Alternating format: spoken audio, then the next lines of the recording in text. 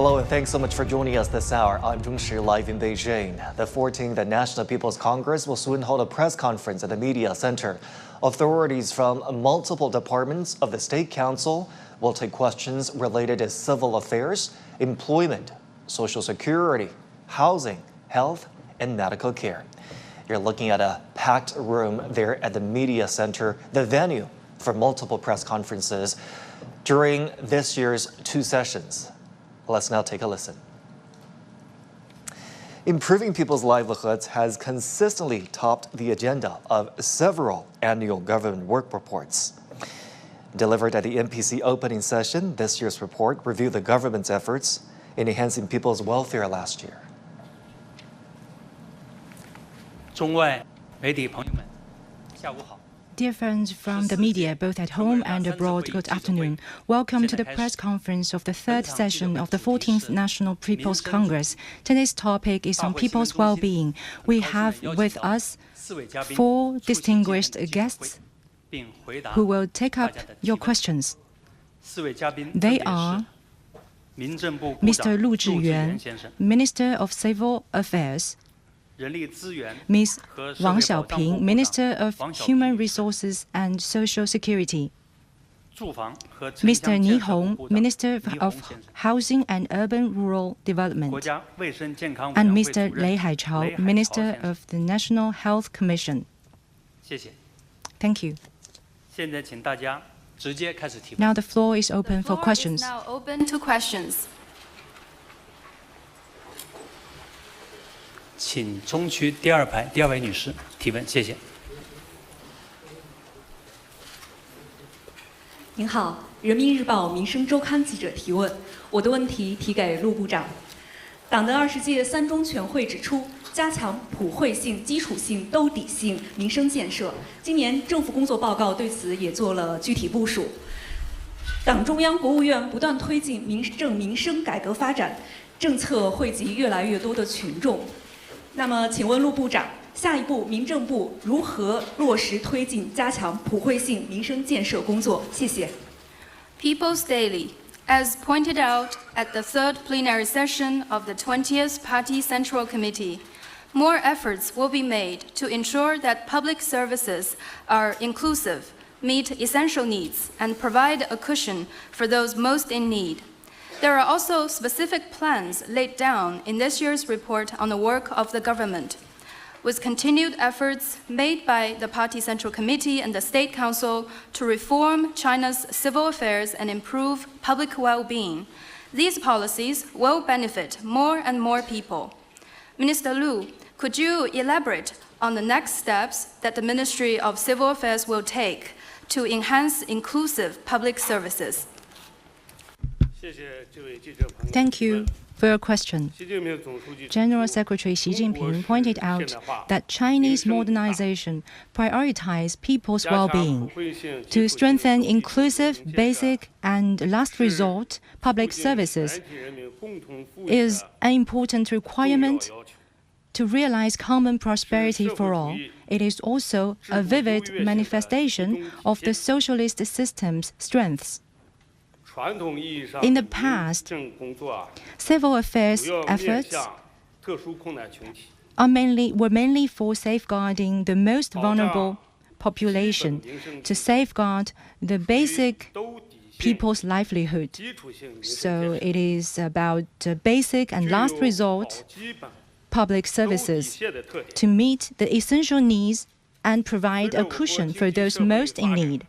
But with China's economic and social development, we must meet the growing need and the changing need of our people to gradually expand the coverage of our policies, to shift our focus from basic and last resort policies to inclusive ones.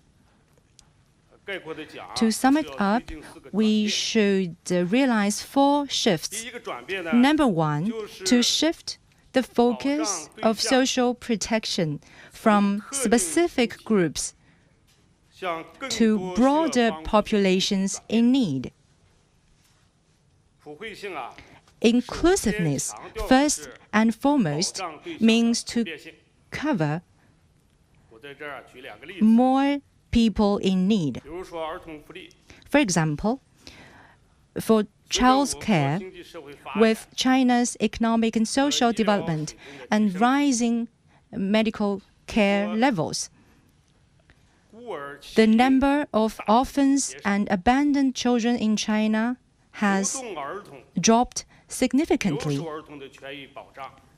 At the same time, safeguarding the rights and interests of migrant children and left-behind children has emerged as a key societal priority. So we need to shift our policy from mainly focusing on orphans and abandoned children to all the children in need. And let's take elderly services as another example. As you may know, with China's demographic trends characterized by low birth rates and aging population and increasing longevity, the traditional family-based elderly care model is weakening. A growing number of seniors now demand socialized elderly care services. This necessitates a shift from services targeting disadvantaged elderly to universal coverage for all elderly. Number two, to shift the scope of social assistance services from a focus on material provision to a model integrating material aid, social services, and psychological support. With the progress of our society, the basic need of those people, the vulnerable groups, has been guaranteed. At the same time, there is growing need for psychological support, social integration, and self-development. So solely providing material assistance can no longer meet the diverse needs of the beneficiaries. To address this, going forward, China will, on the basis of mainly focusing on basic support of providing funds and materials, advance service-oriented social assistance programs. For example, mental health support for vulnerable children, residential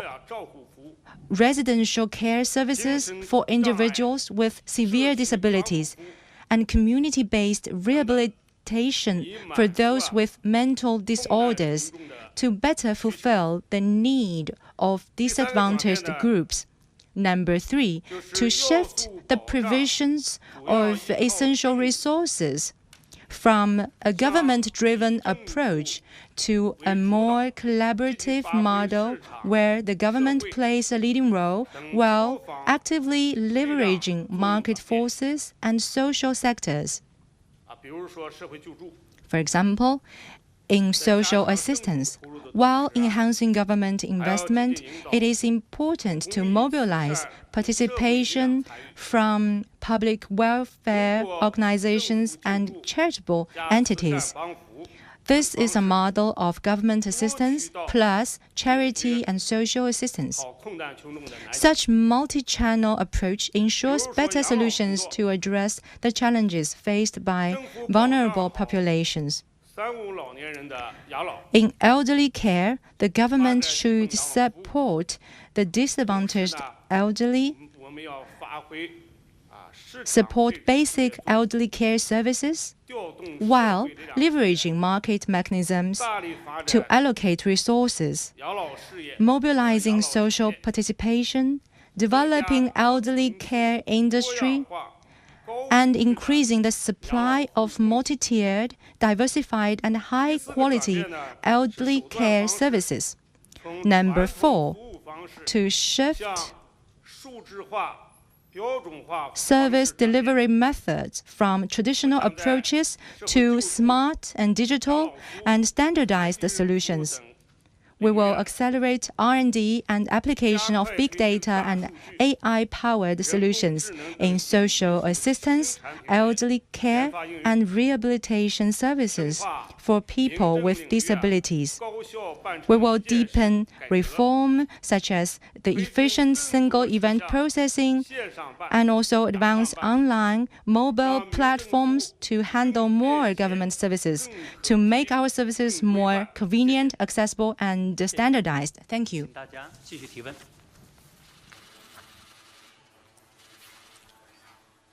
请北区第3排第3位女士，谢谢。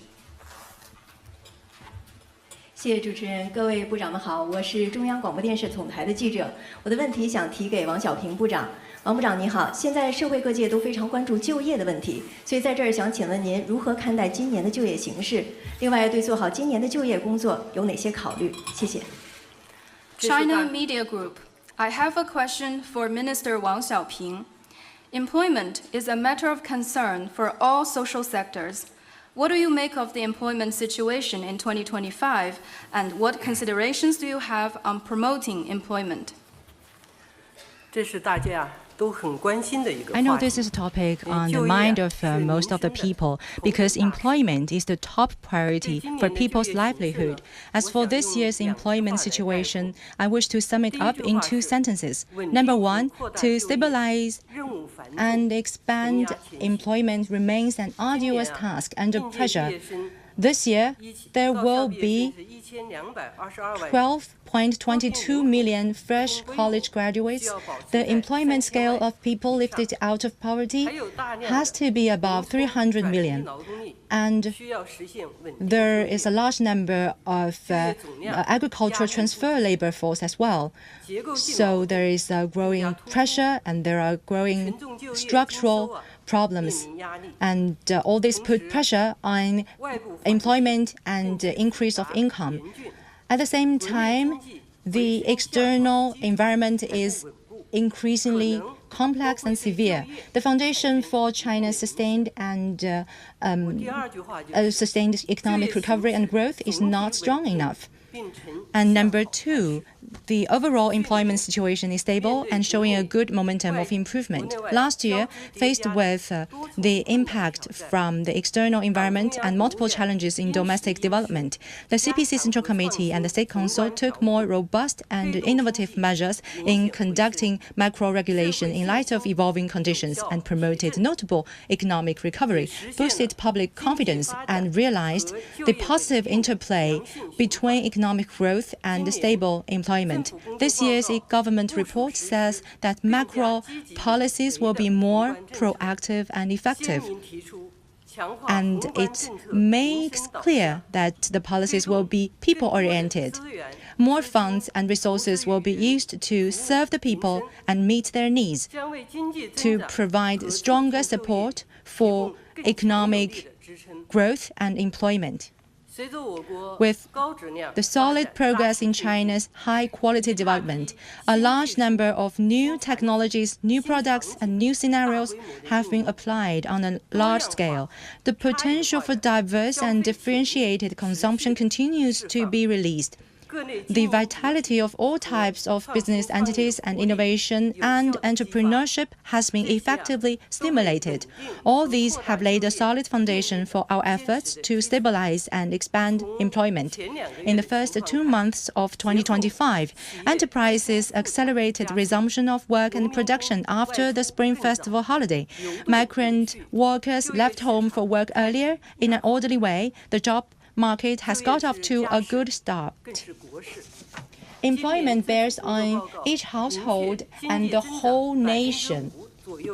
This year's report on the work of the government sets the target for GDP growth of around 5%, which reflects the need of employment and people's need.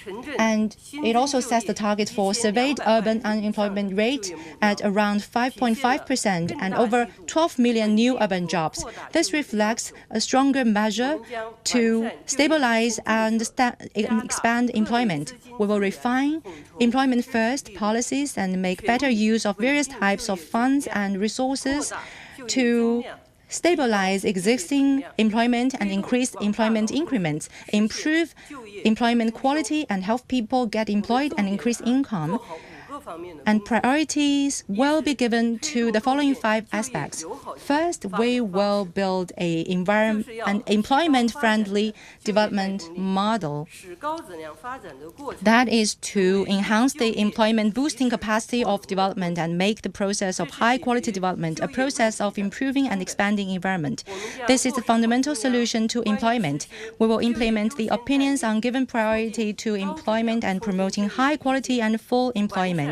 Improve employment-first policy, conduct employment impact assessments for major plans and projects, and strengthen the employment orientation of macro policies. We will improve policy coordination to ensure better coordination between fiscal, monetary, and industrial policies to boost energy with employment policy. And we will expand domestic demand, enhance the building of the modern industrial system, stabilize foreign investment and foreign trade. In this process, we will have more high-quality employment. And we will strike a balance between scientific and technological innovation and employment. And we will support labor-intensive industries in creating jobs and stabilizing environment in the process of transitioning and upgrading. And we will strike a balance between the application of the new technology and the job relocation to create new job opportunities. Second, we will carry out employment support plans. Priorities will be given to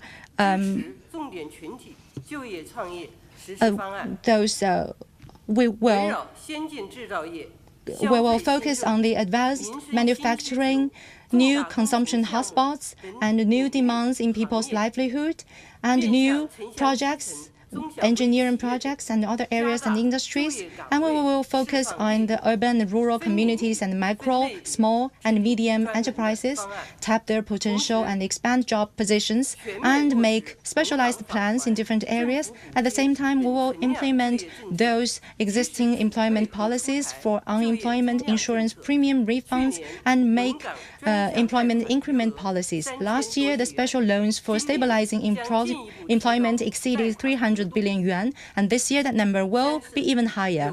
Third, we will enhance the matching will better matching people with job positions.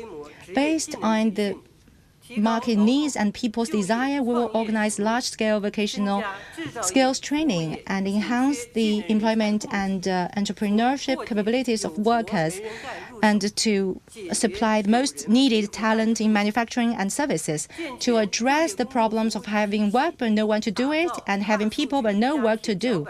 So we will improve the public service system, integrate big data with field work, and building employment service stations right at the doorstep, 15-minute employment service cycle, and also continue with special campaigns such as Private Enterprise Recruitment Week. And fourth, we will enhance entrepreneurship-driven employment. The focus will be given to the role of business incubation bases and other carriers, relax the threshold for free entry, and provide low-cost and convenient whole process support for entrepreneurs. We will focus on the entrepreneurial capabilities, enhancement, and help the development of enterprises and the entire cycle of entrepreneurship. We will enhance the linkage of 4 entrepreneurial initiatives and to better leverage the multiplier effect of entrepreneurship. And we will simplify the individual entrepreneurship procedures and offer package-based services and transition from multi-department runs to one-click solutions. Last year, the Entrepreneurship Guarantee Loan Program was 270 billion yuan, and this year we will also increase that number. Fifth, ensure stable employment for key groups. For college graduates and the young people, we will roll out a new round of supporting policies to stabilize hiring volumes and expand community service programs, for example, 3 supports and 1 assistance initiative, and implement internship program targeting 1 million placements. And we will also promote job search boot camps and also enhance the certificate programs. And for those people lifted out of poverty and other rural migrant workers, we will expand their channels of employment, enhance labor coordination, build labor brands, and help them to increase income. And for people with employment difficulties, we will help them find jobs and provide targeted assistance to ensure basic livelihood safety net. And we will also help ex-service members get resettled and employed.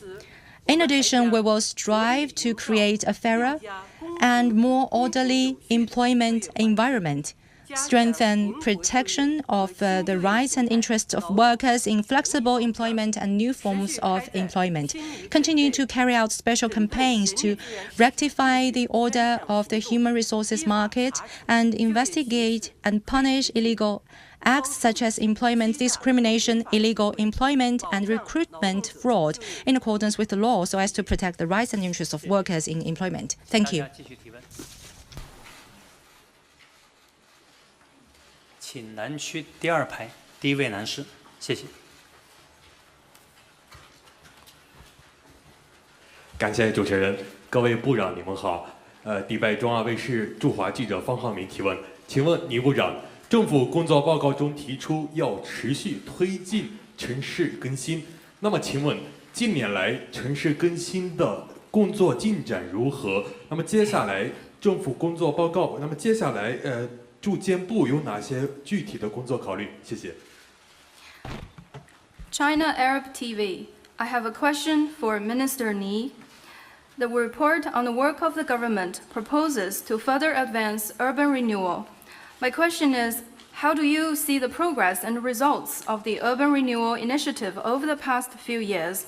What are the specific plans and the policies that the Ministry of Housing and Urban Rural Development will take? 谢谢你的提问。 Thank you for your question. You speak very good Chinese. I thank friends from the media to have been paying such a close attention to urban renewal. Urban renewal is a necessary step in urbanization.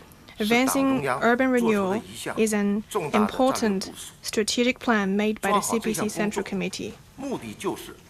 Its aim is to achieve high-quality urban development, make cities more livable, more resilient and smarter, and provide a more convenient, more satisfying and happier urban life for the people. General Secretary Xi Jinping attaches great importance to urban renewal and has given important instructions on multiple occasions.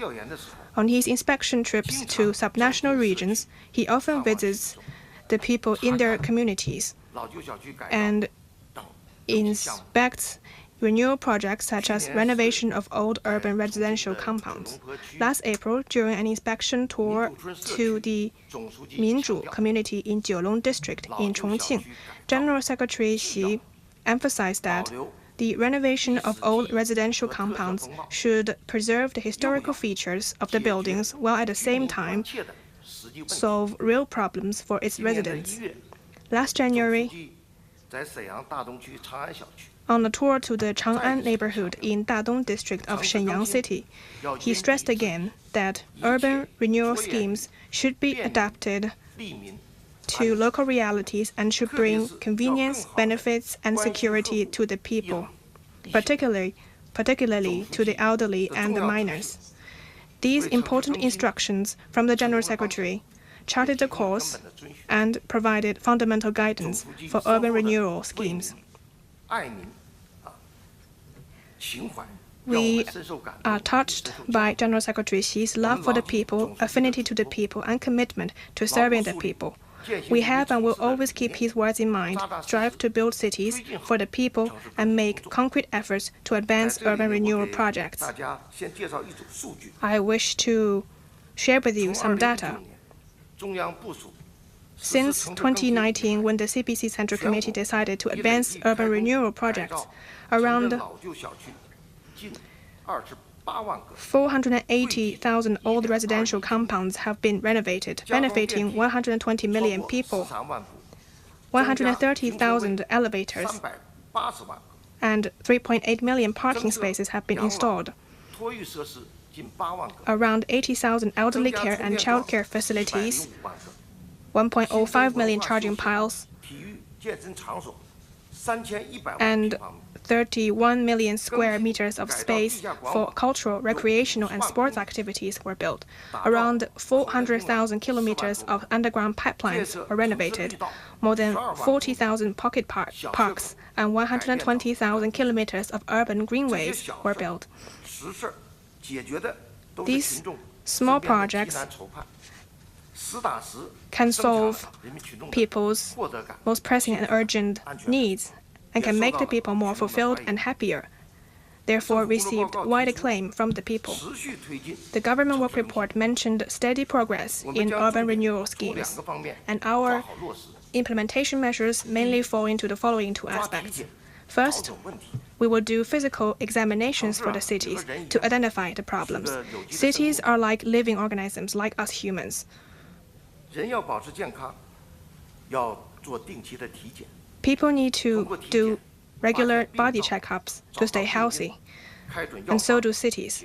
Through these checkups, we can identify causes to the problems and make targeted prescriptions based on the diagnosis.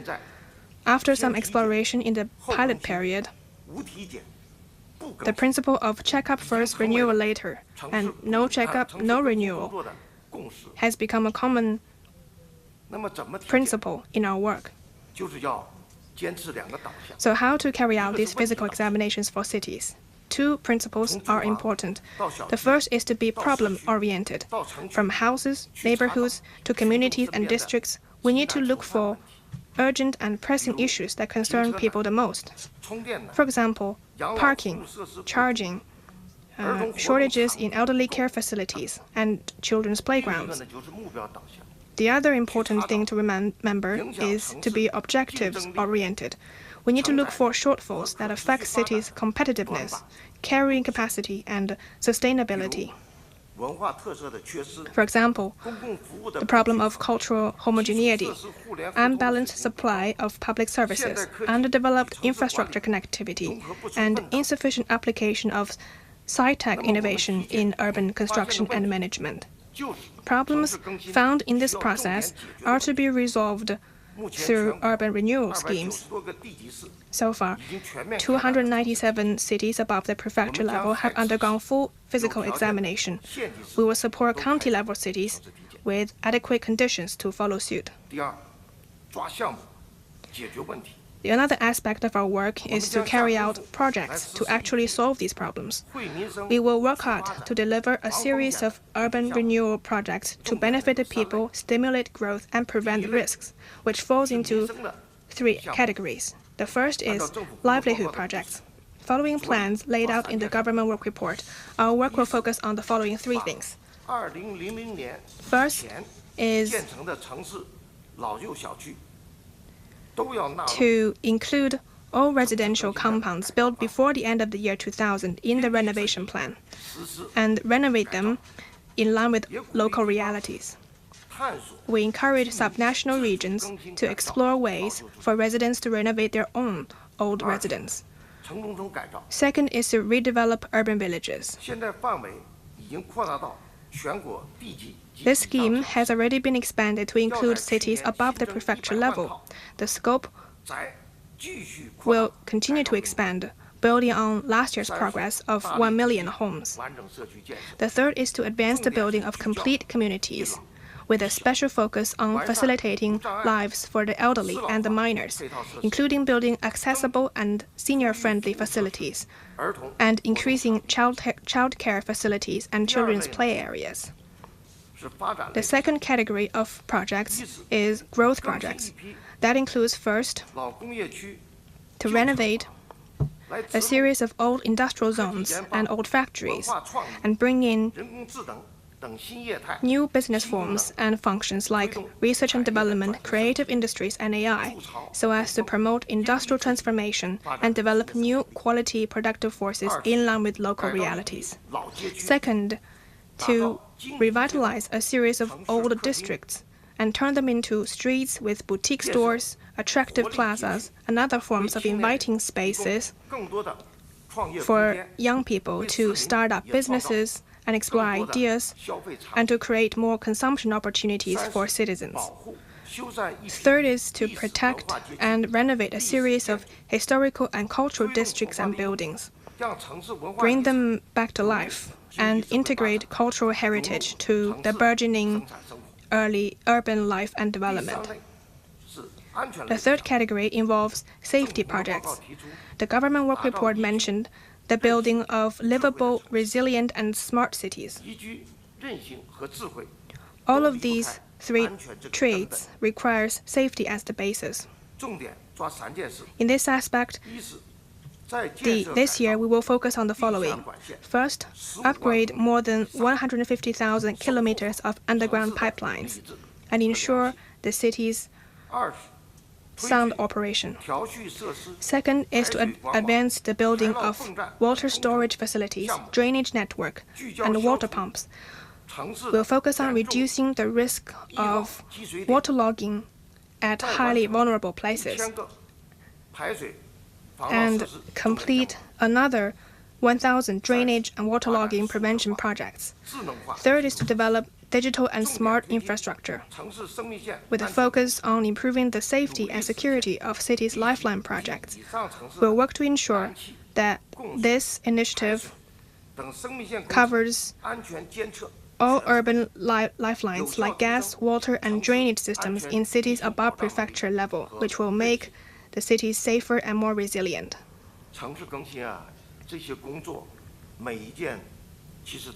None of these urban renewal tasks are easy.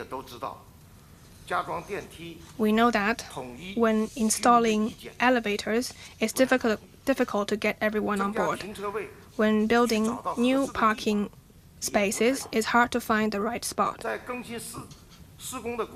And construction work would often cause inconvenience for local residents.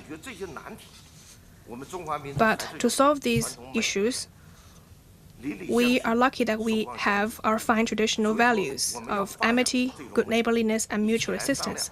We need to carry forward these fine traditions and work together to contribute to the contribution, offer our support for the common cause, and work together to deliver on each and every one of these projects. Thank you. 请中区第4排第一位女士是的。您好，我是澳门日报记者。我的问题想提给雷主任。过去1年，我国经济实力、科技实力、综合国力持续增强。现代化最重要的指标还是人民健康。请问当前我国居民健康水平如何？在普及居民健康生活方式上，需要重点关注什么？今年将就此开展哪些工作？谢谢。Macau Daily. My question is for Minister Lei. The past year saw continued growth in China's economic strength, scientific and technological capabilities, and composite national strength.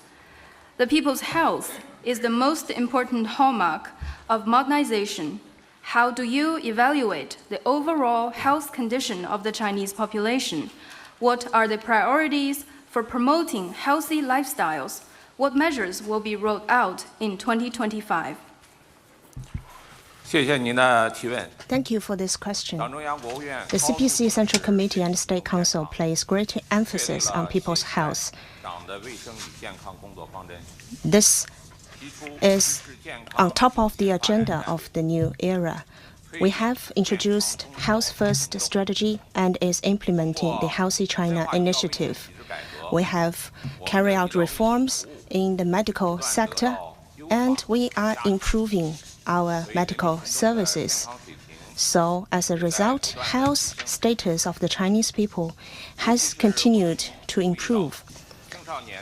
For example, the growth indicators of teenagers show steady progress. Life expectancy is also improving. People are having higher awareness on their health. Let me share with you a good news. In 2024, life expectancy has reached 79 years old.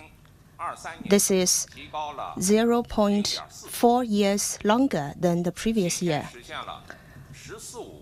This means that we have achieved the 14th five-year plan target of 1 year increase ahead of schedule. Such achievements are not easy compared with other countries around the world. If we have life expectancy over 75 years old, it would usually mean an annual growth of 0.2 or 0.3 years. But last year, we have reached an increase of 0.4 years. So I think this is a very good example of how far we have achieved.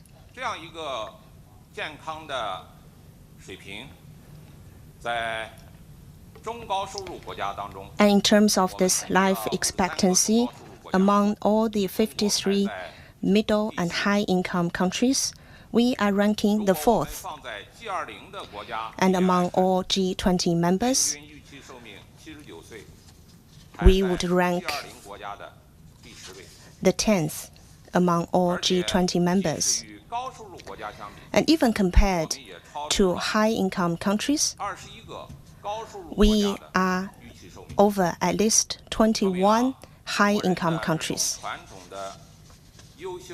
I think it shows that as a result of our traditional fine culture, our healthy lifestyle, and also the implementation of the Healthy China initiative, we have indeed improved Chinese people's health.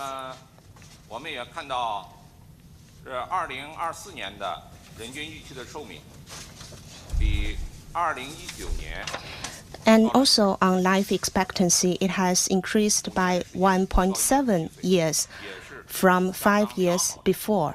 This is also very good progress.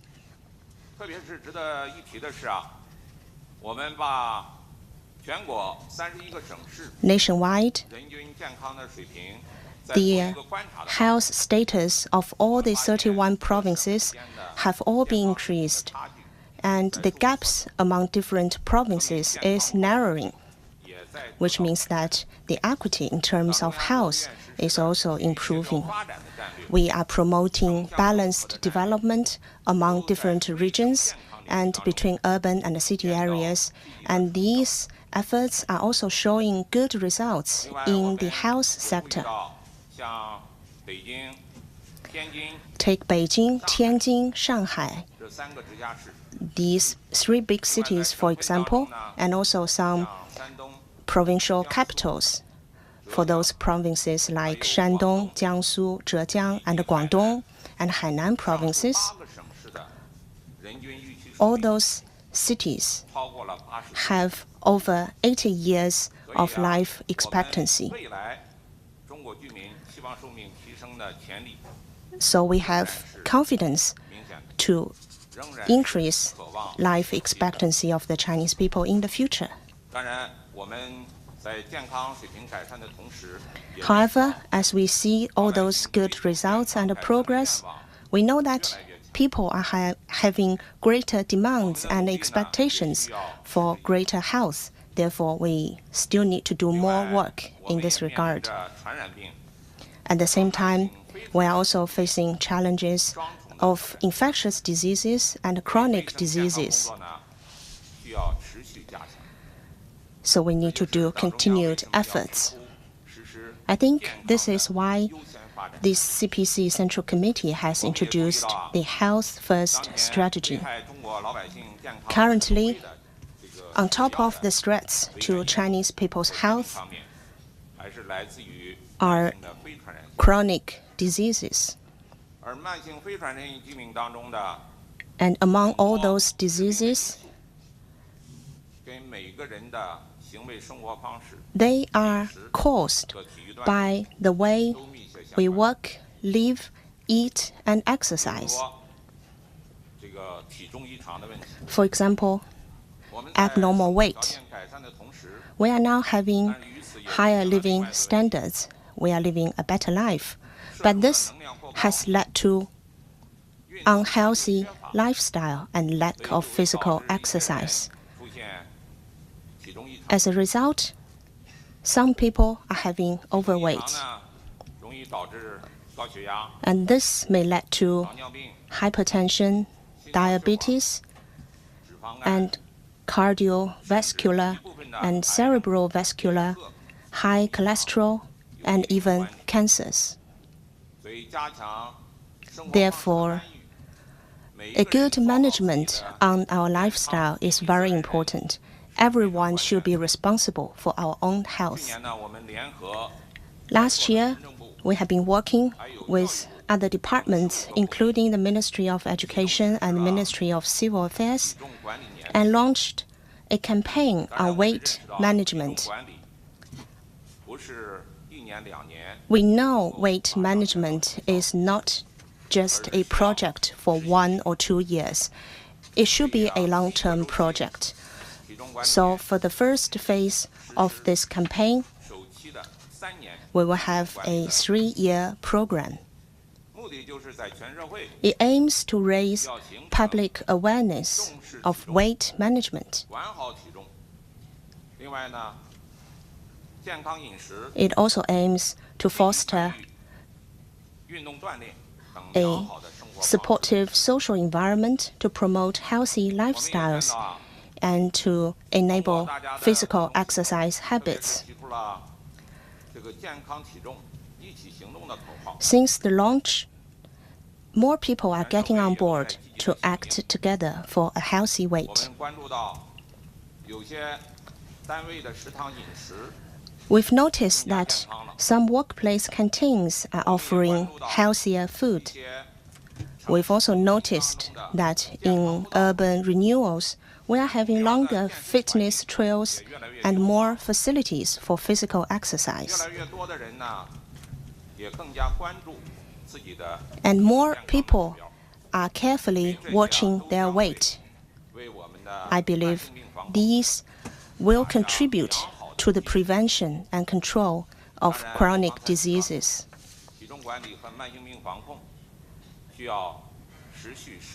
As we know, weight management and prevention of chronic diseases needs long-term efforts. We have already invited some Olympic champions as our advocates for weight management. We've also developed some health-themed WeChat emoticons. All these efforts are aimed to invite wider participation in weight management. We will continue to advance this effort in 3 aspects. First, we will engage key stakeholders, including governments, industries, employees, and individuals, to join their efforts. The prevention and control of chronic diseases need the efforts of the whole society. We must work together to cultivate good environment across the society and within different employers. We've noticed that many families and households are having weight scales so that they can have continued monitoring on their weight. And weight scales are also placed in many of the hotel guest rooms. So even when you are traveling for business, you would be able to monitor your weight in hotel rooms. I would like to call upon more hotels to join our efforts on Weight Watch, and this will be an effort contributing to the prevention and control of chronic diseases. And second, we will do better jobs in raising public awareness. You may know that since last year, we have started regular press conferences named Solar Terms and Health. So every 2 weeks, we would be having such a press conference talking about knowledge on solar terms and health. We will continue this effort this year, and we will mobilize more health organizations to join in the campaigns to raise public awareness. And third, we will combine the efforts of prevention and treatment and offer personalized services, especially for those who are having difficulties in managing their weight. Some of them are suffering from overweight and even suffering from chronic diseases as a result, so they need the help from professionals.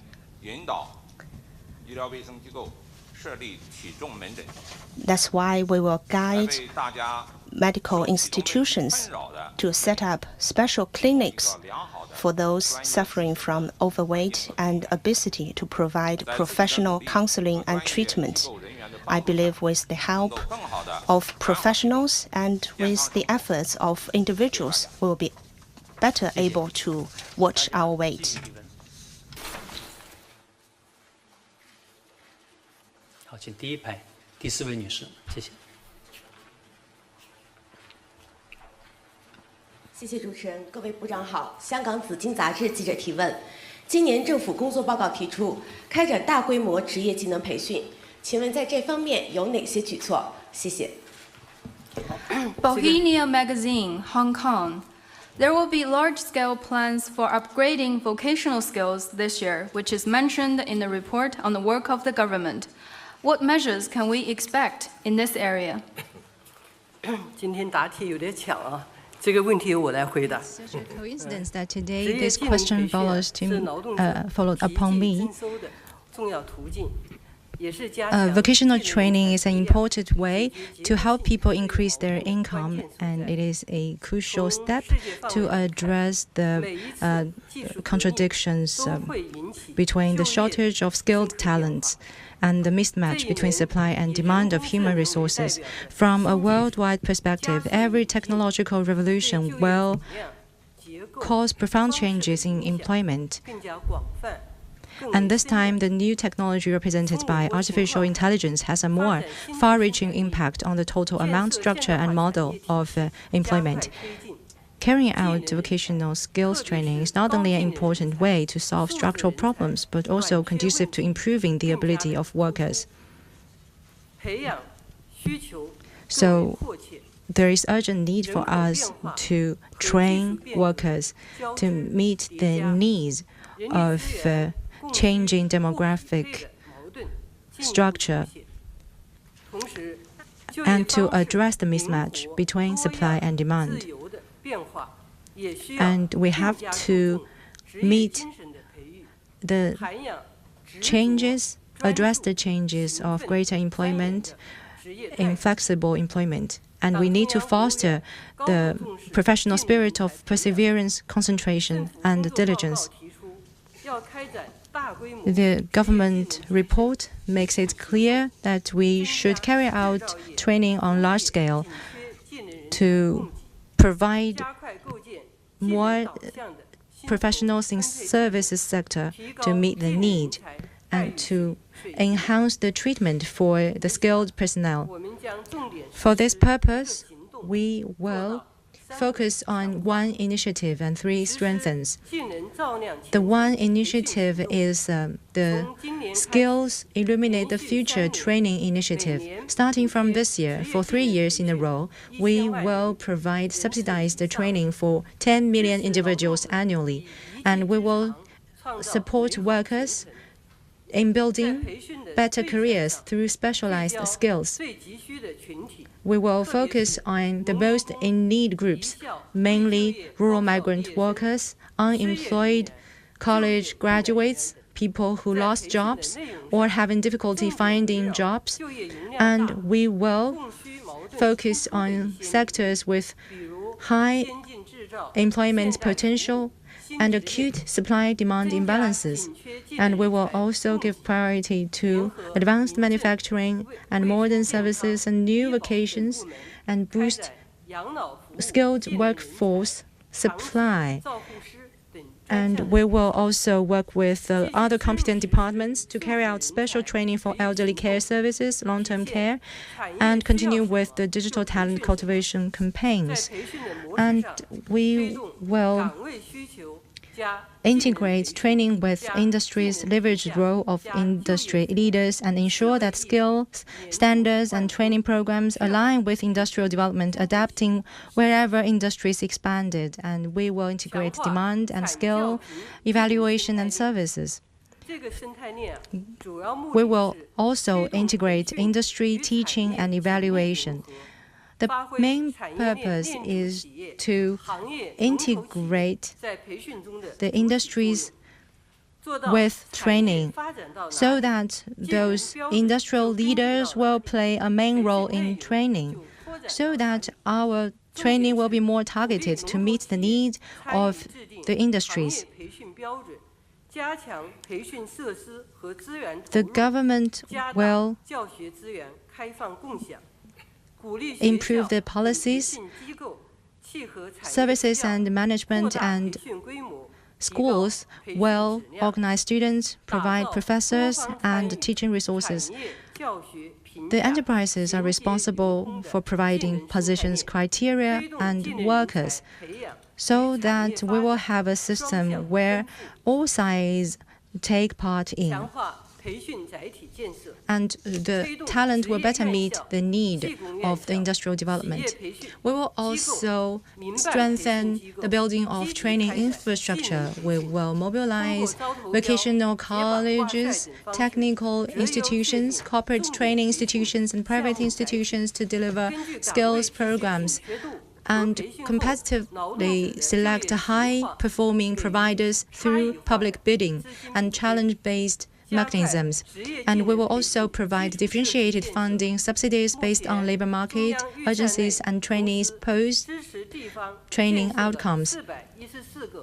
Since 2016, the central budget have supported local authorities in building 414 public training bases.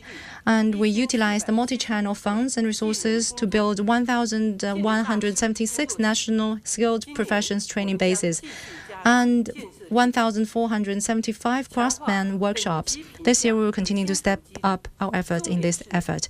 We also strengthen evaluation and incentive measures with a focus on supporting enterprises and relevant training institutions in independently conducting vocational skills level evaluations and implement the new 8-level worker system. We encourage the workers to enhance their skills and smooth the channels for upward mobility for workers, and we will step up supervision and regulation of those evaluation institutions to provide more higher quality evaluations. And we will set out policies to on those income distribution system for state-owned enterprises.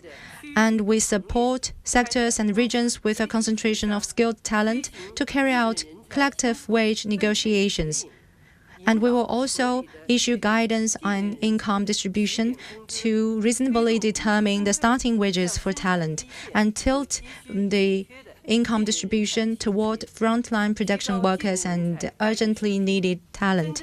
We will enhance the treatment for the talent to ensure that those who work more, has greater skills, and innovate can earn more. This year, Henan province will host the 3rd National Skills Competition. Next year, Shanghai will host the 48th World Skills Competition. Such events will enable the workers to take part in skills training and practices to create an enabling environment in this whole society of respecting labor, knowledge, talent, and innovation. Let more people have a better future by improving their specialized skills and capabilities. Thank you. 请大家继续提问。请北区第2排第4位女士，谢谢。好，谢谢主持人，我是工人日报记者。我的问题是提给住建部倪虹部长。倪部长您好，今年的政府工作报告提出，持续用力推进房地产市场止跌回稳，社会各界对此十分关注。请问，目前房地产市场形势如何？今年在稳楼市方面有哪些考虑？谢谢。Workers Daily. I have a question for Minister Ni Hong of the Ministry of Housing and Urban-Rural Development. The report on the work of the government stressed the need for continued efforts to stem the downturn and restore stability in the real estate market. It has drawn attention across the society. What is the current market trends in China's property sector, and what are the considerations for stabilizing the property market in 2025? 好，谢谢你的提问。 Thank you for your 党中 question. 央、国务院 The CPC Central 高度 Committee 重视房地产市场 attaches great importance to the 去年 stable and sound development of the housing market. 会议啊， On September 26 last year, a meeting of the Political Bureau of the CPC Central Committee made an important plan to stabilize the property market. 印证贯 We 彻 have worked with relevant agencies to earnestly 一 implement 套组合拳， relevant requirements. We have made all-out efforts to 全 stabilize 力推动房地产 the housing market. 一套组合拳呢，人民银行的 We have rolled out a combination of policy measures. The PBOC have reduced 张贷 interest rates.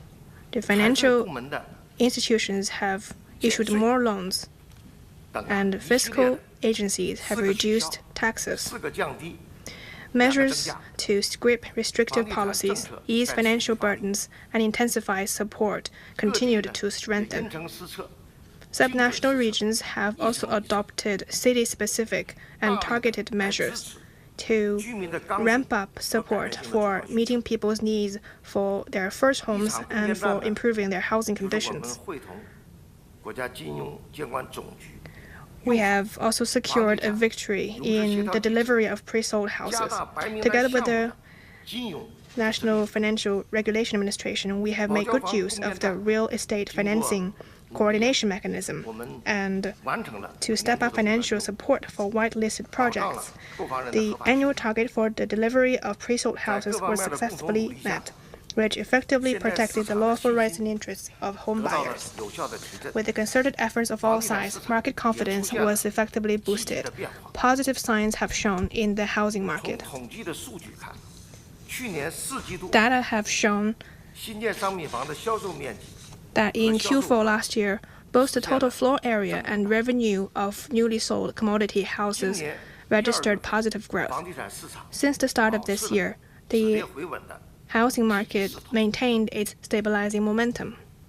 政府工作报告提出， According to the government 要 work 稳住楼 report, 市， we will make 持续 continued 用力 efforts 推动 to 房地产市场止跌回稳。 stabilize the housing 我 market. 们将会同有关部门 We will 坚持 work with 长短 relevant 标准坚 agencies 持 to balance both short-term and long-term policies, address both symptoms and 重 root 点我们 causes, 做好4件事情： and make sure to stabilize the housing market. 巩固 With special 政策组合拳的 focus 效 on the following areas.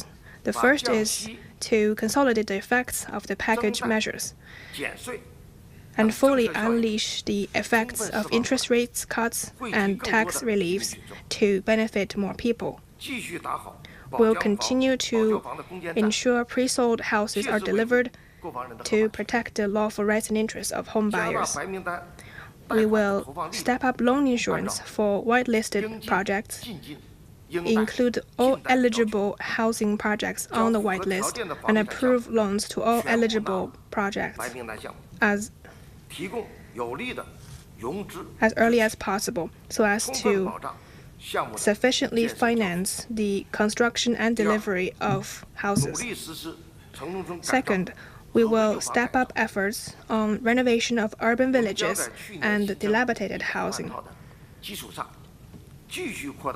We will continue to expand the renovation, building on last year's progress of 1 million new homes. Through providing monetary housing compensation, residents in urban villages can have more choices and can move into their new homes at an early date. It is also conducive to selling more stock commodity houses.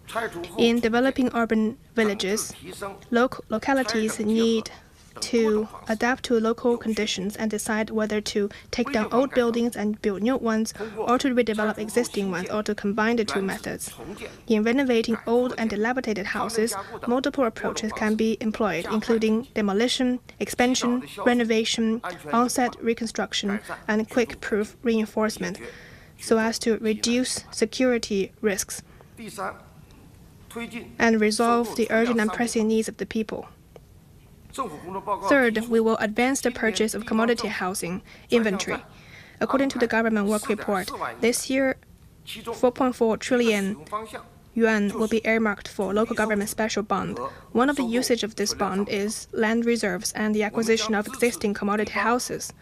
We will give local regions greater discretion in deciding who can purchase these houses, at what price, and how they will be used. The acquired commodity houses will be primarily used as government-subsidized housing for settling residents of renovated urban villages, for talent, young people, or staff. Fourth, we will reform and improve the fundamental system for commodity housing, including its development, financing, and sale, in our efforts to build a new development model of housing sector and build safe, comfortable, green, and smart quality houses to ensure a stable and sound development of the housing market. Thank you. 请南区第3排第2位女士，谢谢。 谢谢主持人，各位部长好，我是贵州广播电视台动静新闻的记者。我的问题呢提给雷主任。雷主任您好，群众看病希望就近就便，但是呢担心基层医疗机构水平不高，看不好病。中央经济工作会议和政府工作报告中都提出，实施医疗卫生强基工程。国家卫生健康委将如何推进这项工作，让基层医疗服务 更加优质高效，谢谢。Guizhou Television. My question is for Minister Lei. The people hope to see doctors close to their homes and in a convenient way. Yet some worry that the grassroots clinics are not good enough to properly treat their illnesses. It has been underscored both at the Central Economic Work Conference and in the report on the work of the government that projects will be implemented to strengthen the foundations of medical and healthcare. How will the National Health Commission approach this task to deliver more quality and efficient medical services at the community level? 好，谢谢您的这个问题。 Thank you for this question.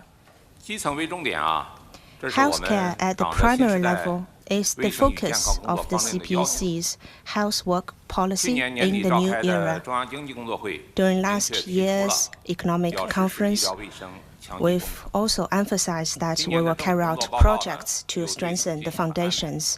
This has also been 前几天 emphasized in 也 this 是在这 year's 里 government work 国家发 report. 改委的主 A 任 few days 郑 ago, 开杰同 here, 志 the 已经有 director of 医疗 the 卫生 National 强基工程 Development 进行了 and 大致 Reform 的描述。 Commission have 我在这里 briefed 想 us 跟大家 about 报告的 this 是，我们 project. 正在会同国家 So, from 发 our 展改革委员会 National Health Commission, I wish to tell everyone that we have been working with 来 other 落实 departments 中央经济 to 工作会议和今年政府 carry 工作 out 报告的 detailed 有关要求。 plans about how to better implement these projects. Your question is about also the quality of service at the primary level. 就解决居民的常 I 见病 think to look at this issue, At the primary level, the ability to address common diseases have been improved over recent years. We cannot compare them to specialized hospitals because at the primary level, they have different focuses and they have different abilities. In China, we have level 1, level 2, and level 3 hospitals because they each have different designated abilities. This does not reflect their ability and capabilities in carrying out medical services. I think we should all pay attention to those differences. Over recent years, we have greatly improved the ability and the quality of medical service at the primary level. We have quite a well-established medical service system in China. Currently, at the village, township, and community level, we have over 600,000 health institutions, and they are providing daily medical and health service to the general public. Over 5 million health workers are working in those primary level institutions. So I think for all of us, we hope that we can find good doctors at our doorsteps. We hope we can be treated at doorsteps when we fell into illness of common diseases. To respond to people's needs, we have been developing healthcare at the primary level. Last year, we have engaged in this project to include village clinics in the National Medical Insurance Network. Currently, over 90% of village clinics have been included in National Medical Insurance Network. And this has greatly enabled better service for the general public. And in terms of financial support, over the recent 2 years, they have allocated over 900 million yuan to provide better equipment for village and township hospitals, especially in mid and western regions. And these efforts are also registering good results. So I think we should have confidence in the future of our healthcare at the primary level. When we have more people visiting the primary level hospitals, the doctors and medical workers will be more experienced and more able to provide better services. So this is an interaction between patients and doctors, and this also needs support from the government. We will continue to implement the projects to strengthen the foundations, and with focus on 3 aspects. First, we will strengthen the basic networks. And second, we will enhance basic conditions. And third, we will improve our services. So these are the 3 major aspects of our implementation in this project. And we are rolling out detailed plans. We are now working with the National Development and Reform Commission for more detailed plans. And in the future, we will move along the 3 major aspects to enhance our overall capability to provide better medical services. In terms of better basic networks, this year We will develop tightly integrated county-level health collaboration networks to cover over 90% of counties by 2025, and by 2027, we hope this network could cover all counties in China. This network means that within a county, all the health institutions at the county level, village level, and township levels are closely connected. County-level hospitals should be the organizer and provide more support to village clinics. Now, in some places, people can have checkups in their village and then be diagnosed at county hospitals. This is based on the mutual recognition of results, and this could provide better service and save our patients from spending more time from running between hospitals. And second, in terms of enhancing conditions, we aim to provide better services, and we require all the level 3 hospitals to help level 2 hospitals and level 2 provide support to level 1, which are the primary level hospitals. In township hospitals, they need to have mid-level physicians from higher hospitals stationed for long-term services to help township-level hospitals improve their service quality. And just as the NDRC director would be mentioned a few days ago, we also need to enhance the application of technology and AI information at the primary level. This would also improve the ability and capabilities of medical services at the primary level. We will also provide support to primary level hospitals to make them better equipped to provide patients with better conditions. And third, to improve services.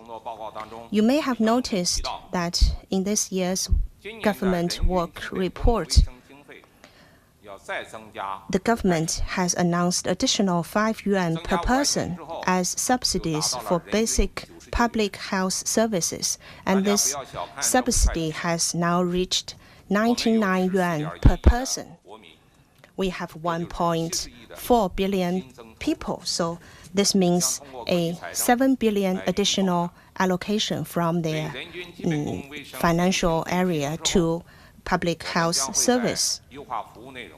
With this support of additional subsidies, we will be able to provide better service to the general public.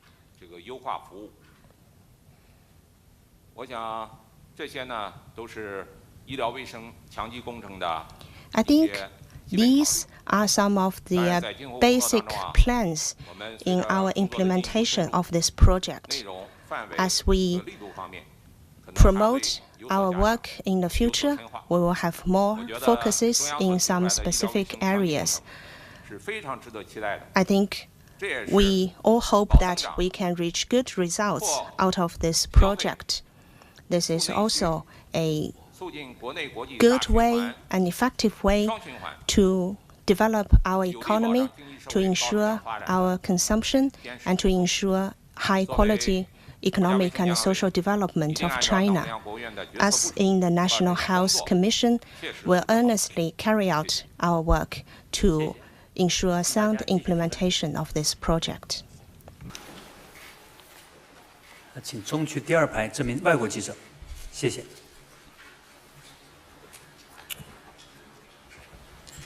下午好，我是毛卢，巴西劳动者电视台记者。A question for Minister Lu Zhiyuan. According to the United Nations projections, China is among the countries that are expected to experience some population decline in the coming years, while the life expectancy continues to rise, as Minister Lei pointed out. So these demographic shifts present some significant challenges, especially in the elderly care. It's my understanding that the Chinese government and the CPC are increasingly prioritizing these issues.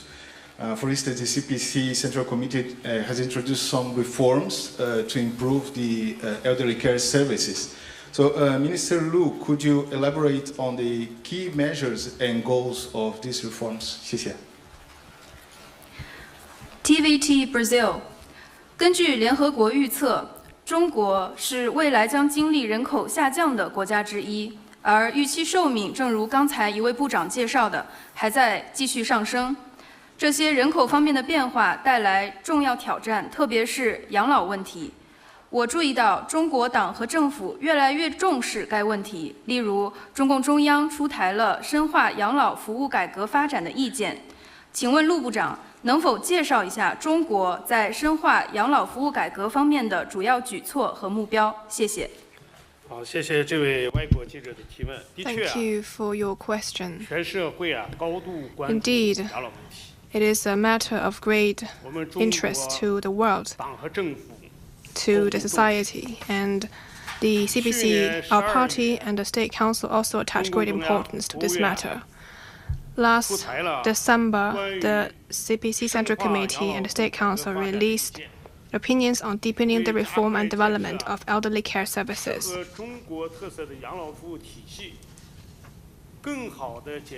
which made top-level designs for building an elderly care service system that suits our national realities and better ensuring people's access to elderly care. This year's government work report also made relevant requirements. Together with other competent authorities, the Ministry of Civil Affairs will work hard to deliver on these tasks. And I wish to take this opportunity to brief you on our measures in reform and development of elderly care services. First is to move faster to establish a three-tiered network covering both urban and rural areas. Just like there are schools for education and hospitals for health care, there needs to be institutions and facilities for elderly care. Building on existing infrastructures, we will continue to improve an integrated elderly care system platform in counties and districts, regional elderly care service centers in townships,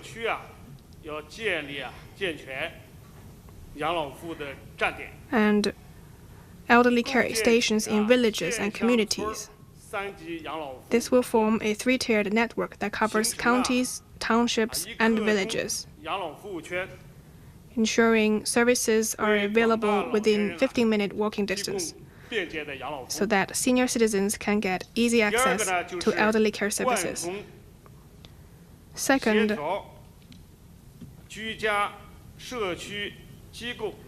we coordinate home-based, community-based care and elderly care given by specialized institutions. In response to the actual needs of the elderly, we'll foster a service system where home-based care is the basis. Community care plays the supporting role, and specialized institutions offer professional help with both medical and healthcare services. We'll focus on bettering policies and services that are key to the day-to-day lives of the elderly, enable communities and elderly care institutions to support home-based care. We made efforts to develop services to help the elderly with meals, medical care, bathing, and emergency, so as to bring better services to people's doorstep. Third is to optimize the system of elderly care institutions. 3 types of such institutions should be developed. 1 type offers basic and last resort services. The 2nd type offers inclusive services, and the 3rd type provides market-oriented ones. The 1st type is for the elderly without labor capacity, source of income, or caretaker, and those who are incapacitated and economically challenged. The 2nd type is open to all seniors, providing affordable, quality, and cost-effective services for most senior citizens. The 3rd type of elderly care institutions are fully market-based and have higher quality and higher price. These 3 types of elderly care institutions should have their respective and complementary positionings that contribute to a diverse range of options for the elderly. 4th is to build a coordinating mechanism between government, the market, and the society. Government will play a leading role. It will strengthen planning and guidance, provide policy and organizational support for and manage and supervise the provision of elderly care. The role of the market in resource allocation will be leveraged. Support should be given to all types of market entities to participate in the provision of elderly care, so that the sector can grow in scale, form industry clusters, and develop brands, further diversifying market supply.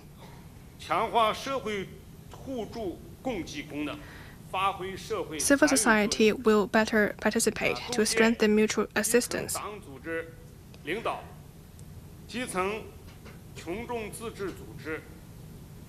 A social supporting system should be established, led by community-level CBC party organizations and widely participated by self-governed organizations, social workers, and volunteers. In addition, we also stress the importance of other supporting factors, including facility planning, fiscal support, workforce building, old age finance, sci-tech and ICT application in elderly care.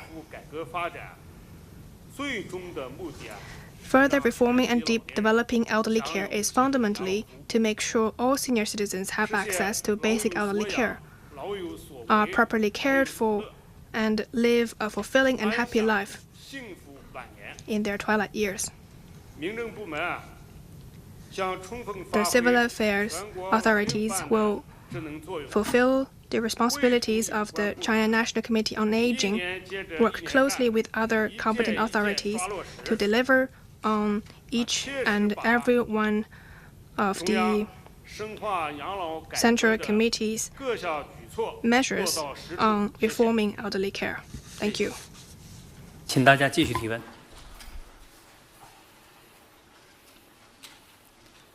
请北区靠后第6排第1位女士，谢谢。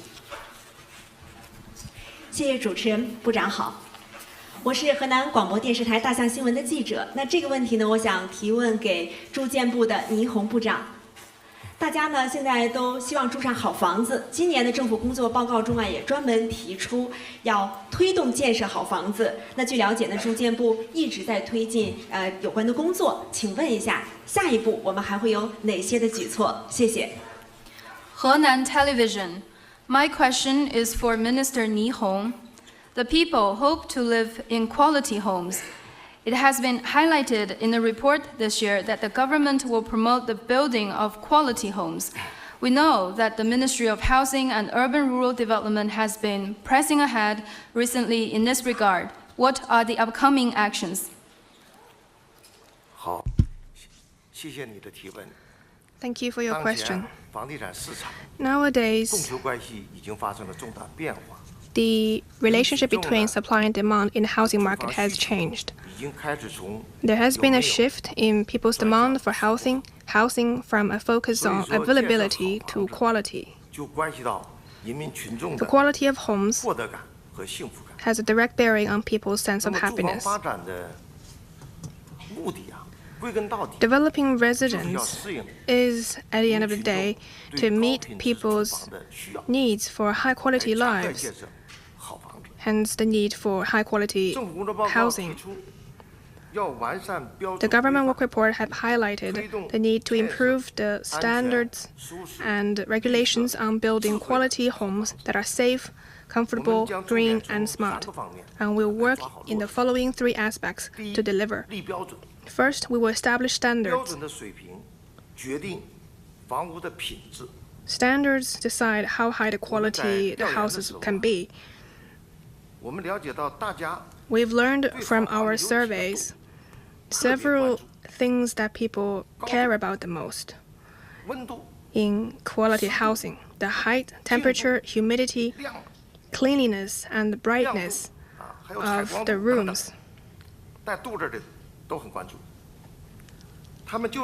These are all the features that people care about. Basically, people want their houses to be taller, better ventilated, brighter, more tightly sealed and soundproof, enjoying clean air and a good temperature, and also appropriate humidity, neither too dry nor too humid. We have been formulating a standard on residence projects, and one of the standards include the requirements that floor height shall not be less than 3 meters. Second, we will enhance sci-tech support. Quality homes requires new sci-tech innovations, and these two can be mutually reinforcing. For one, we will work to promote the use of useful new technologies, products, and materials to solve problems like bad soundproofing, leakages, cracks, and bad smells that people really care about in their houses. For another, we'll also actively apply whole house smart solutions. In such smart homes, lights can turn itself on and off by sensing motions. Drapes can be voice controlled. Temperature and humidity can be automatically adjusted. There will be real-time health monitoring, and your home can even remind you of a shortage of food in your fridge. It will be as if you have an intelligent housekeeper. Third, we will deliver different types of projects. There should be quality houses of different sizes and at different prices. We will organize a contest for the best designs of quality houses. Encourage designers to make creative designs of houses with different layouts and sizes according to the residents' diversified needs to make every square meters of the houses count.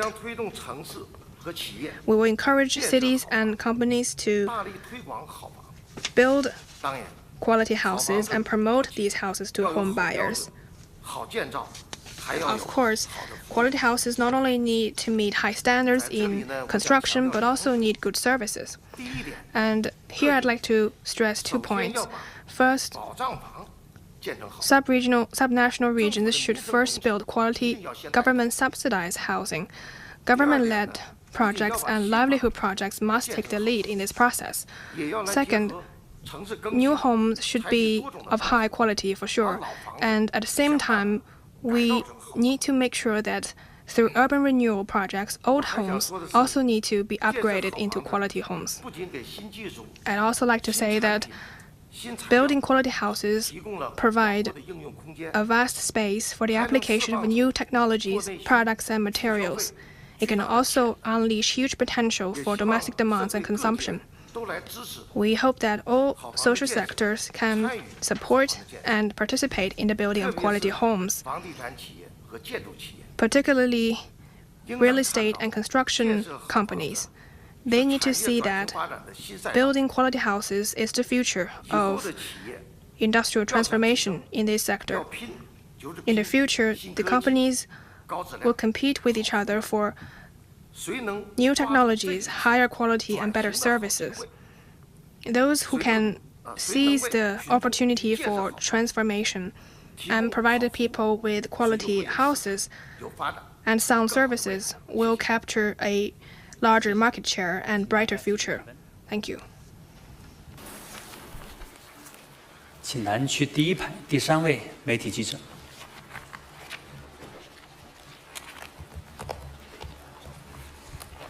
谢谢主持人。新华社记者提问，我的问题想提给雷主任。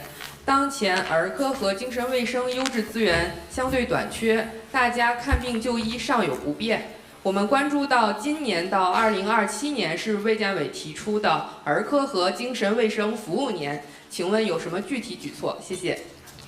Xinhua News Agency. My question is for Minister Lei.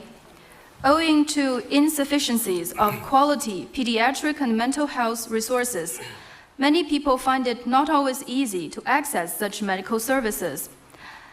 The National Health Commission has designated 2025 to 2027 as the years for pediatric and mental health services. Could you share with us the specific moves to be taken? 谢谢您提的问题。 Thank you for this 这个问题 question. 很专业， This is quite a professional question, and this is also one of the focus in our efforts to improve our medical 儿 services. 科和精神卫生服务啊， Pediatrics and mental health service are very closely linked to the health of the people. 注重孩子的健康成长。 Now parents pay much attention to the healthy upbringing of their children, and with the development of the society, people are also hoping to have more mental health. In developing pediatrics and mental health services, we have been making certain efforts. 就儿科医疗服务 Currently, in terms of pediatrics, 有8000多所综合医院， now nearly 8,000 general hospitals across China are providing pediatric services. 98%的县医院， And about 98% of county-level hospitals have pediatric departments. In terms of mental health, 3000所左右的 there are about 专业机构。 3,000 special hospitals providing psychological and mental health services, including diagnosis and treatment. 另外，我们的服务能力也在显著提升。 And we are also improving the ability of our services. You may have noticed that just a few days ago, during the 2 sessions, 这个第这个4次吧。 to be specific, the fourth plenary session, actually the opening of the 2 sessions, on that same day in Beijing, in Yizhuang district, we have set up a new children's hospital, and the construction was started on that day. So after 3 or 4 years of construction, we will have a new campus for the Beijing Children's Hospital. This is one way for us to implement the national plan to provide more pediatric 除 services. 此之外，我们在儿科医生的这个培养。 We are also paying much attention to the training of doctors in pediatrics and mental health. We have regional centers for pediatrics and national centers for mental health. 那么这些呢，为我们老百姓看病就诊， These will 高水平的服务。 provide quality service for the people in terms of pediatrics and mental health.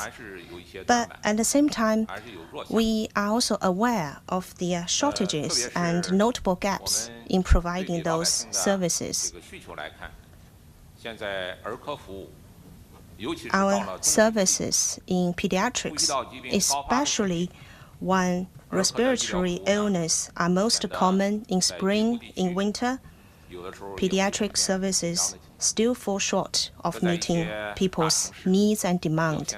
This is especially so in some of the big cities. In terms of psychological services, people are having growing demands.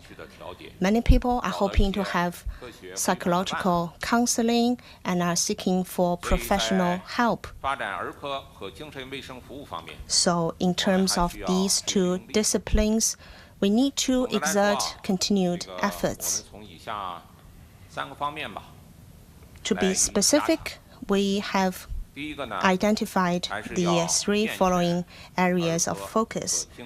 First is to improve the system of pediatric and mental health service. Though we have pediatric departments in 98% of county-level hospitals, but the remaining 2% will be the focus of our future work. Especially in county-level hospitals, we will do our utmost to improve pediatric services.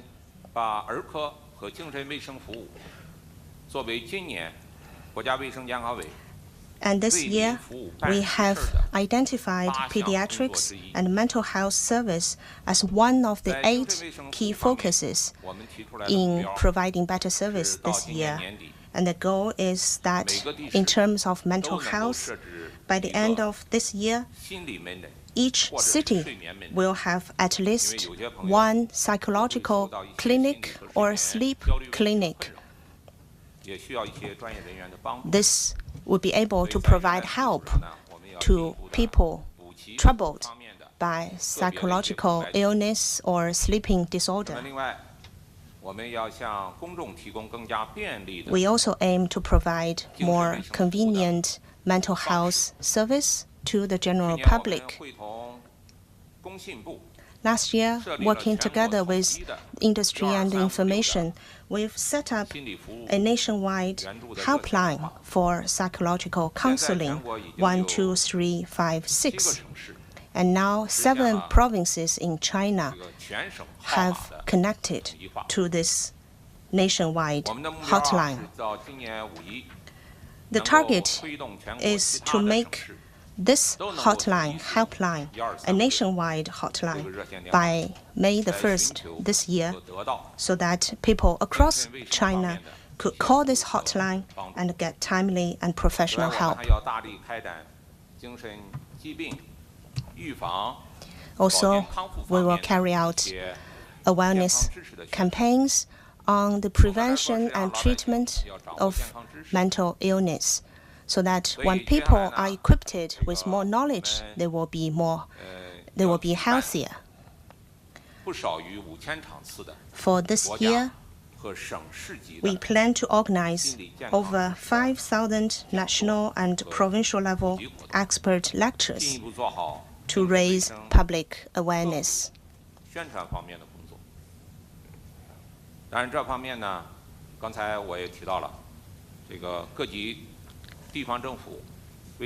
think in addition to our efforts at the National Health Commission, all health departments at different localities are also responsible to join these efforts to carry out more advocacy events so that every household could be better equipped with knowledge and skills on better mental health.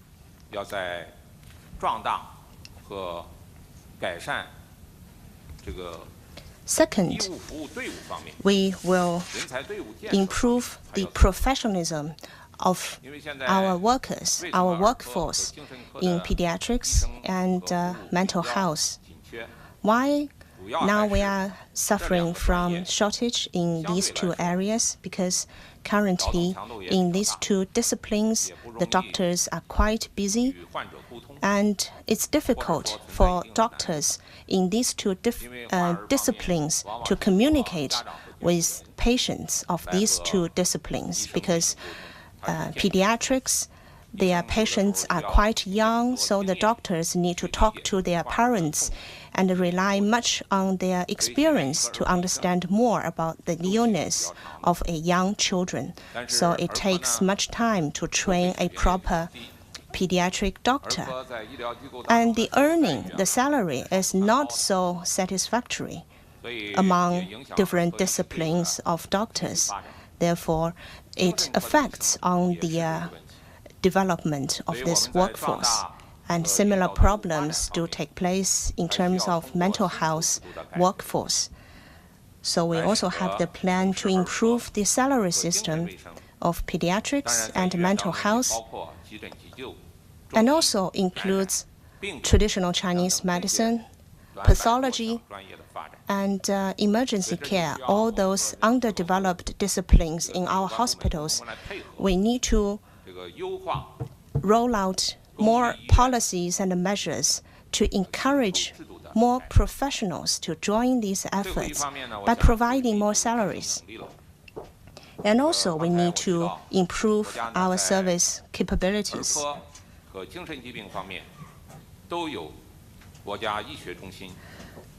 We have national and regional medical centers on pediatrics and mental health, but still we need to do more efforts. This includes that we need to have more such centers.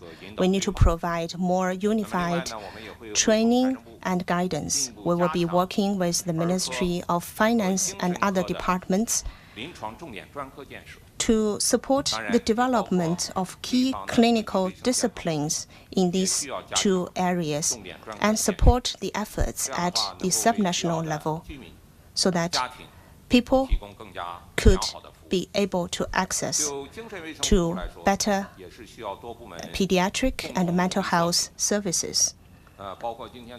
We need the joint efforts of different departments. For example, the Ministry of Civil Affairs, we are working closely to provide better community service on mental health. So this would be a joint effort. Let's work together for a better future of our children. Let's work together to provide more help and support to those troubled by mental illness.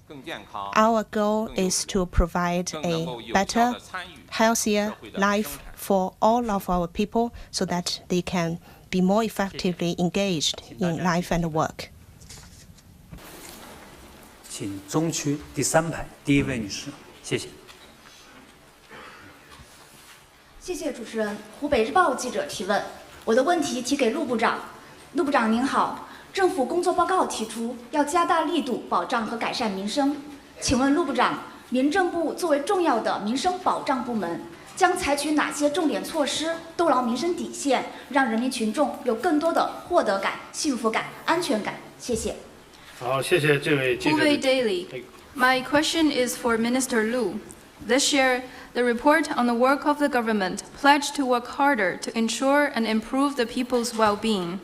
As a crucial department responsible for people's livelihood and social welfare, what key measures will the Ministry of Civil Affairs take to make sure that the people have a safety net to fall back on and a stronger sense of fulfillment, happiness, and security? 好，谢谢这位记者的提问。 Thank you for your question. This year's government work report made plans for meeting the basic needs of people in difficulty and providing care for children and for people with disabilities. The Ministry of Civil Affairs will take effective measures to implement the plans, mainly in the following aspects. On meeting basic needs of people in difficulty, we will do the following. First, we will strengthen regular assistance. While meeting basic needs of people living on subsistence allowance or extreme poverty aid, methods to identify low-income population will be rolled out. Comprehensive identification of households on the threshold of subsistence allowance and families with difficulty in rigid expenditure will be carried out. and we will improve the multi-tiered and categorized social assistance system. Second, we will align with our policy with relevant agencies following the deployment of the CPC Central Committee to prevent poverty relapse with regular assistance for low-income rural residents to ensure no large-scale poverty relapse. Third, we will set up pilots for service-oriented social assistance, improve policy measures, and explore the possibility of a supplies plus service assistance model.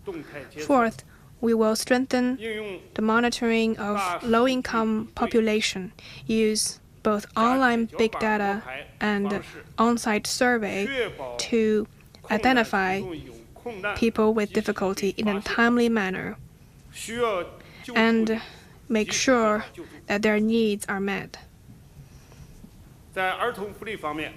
On child welfare, the focus is to work on policy measures to protect the welfare of children in need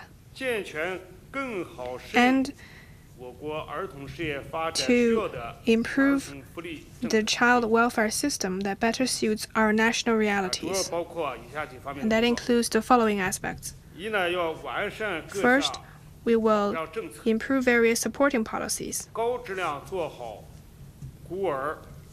and ensure caring for orphans and uncared for children. Second, we will deepen reform of child welfare institutions, encourage such institutions to increase social interactions, and utilize their resources to provide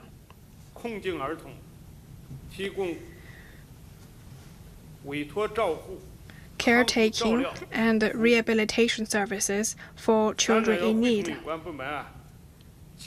Third, we will work with relevant agencies to better provide care for children who live with their migrant worker parents and left-behind children in rural areas, work to make left-behind children feel loved, and provide migrant worker children with equal access to basic public services in cities.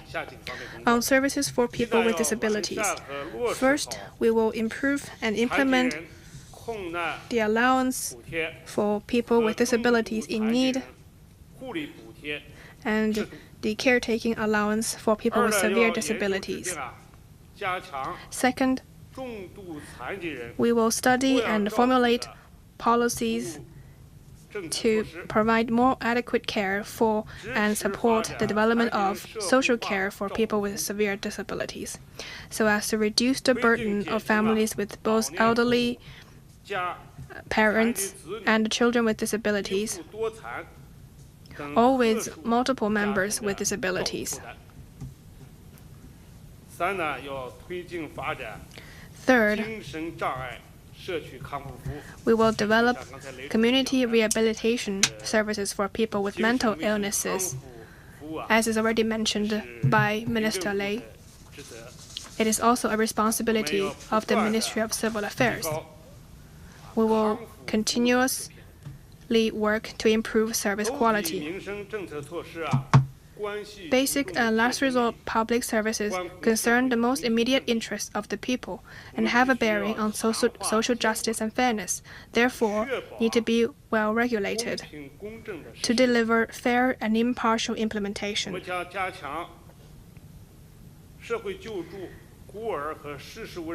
We will better supervise the use of various funds, including for social assistance, caring for orphans and uncared for children, allowances for people with disabilities, and make sure all funds are truly used on the people they intend to help. That's all for my answer. Thank you. 请这位多次举手的媒体记者，第一排这位女士。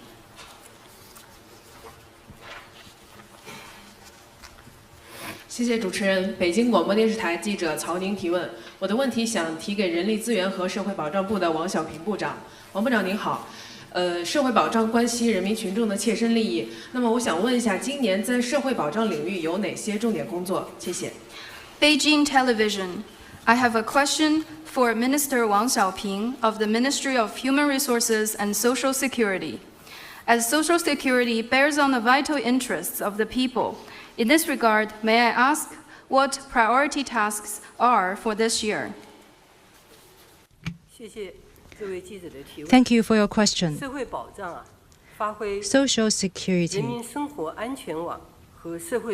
is like a safety net and stabilizer for the society. China's social security system is grounded in China's fundamental realities and phased development features. We have adhered to an approach of safeguarding essential needs, prioritizing critical areas, refining institutional framework, and guiding public expectations. Through deepening reform, we strive to address inadequate imbalance and uncoordinated development. This has enabled the expansion of social security from scratch, from urban to rural areas, from professionals to urban and rural residents. We now have a fully functional social security system that is the largest in the world, with distinctive Chinese features to provide a secure and reliable safety net for basic livelihoods. As of the end of 2024, the number of people covered by basic pension, unemployment, and work injury insurance program is 1.07 billion, 250 million, and 300 million respectively.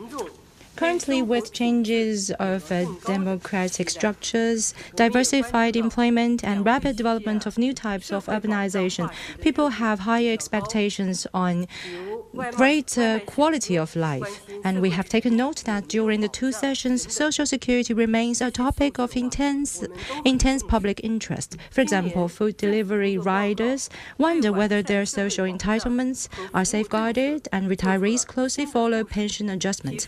We take these concerns seriously, and in response to widespread and also in this year's government report outlines new requirements for further improvements. So we will focus on three aspects. First, we will bring more people in high-level protection schemes.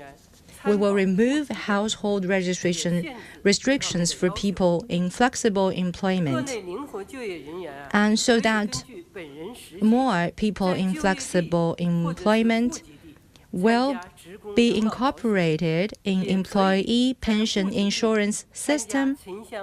They can also take part in those urban and rural insurance schemes. And we have allowed flexible payment schedules. They can pay 60% or 300% of their salaries, and they can pay monthly, quarterly, or annually. And the employee pension can also be paid cross regions. Going forward, we will follow the changing dynamics of employment and incorporate more flexible workers, migrant workers, and people in new forms of employment in the employee pension insurance system so that they can enjoy higher level protection. And another one is to enlarge the pilot program for people covered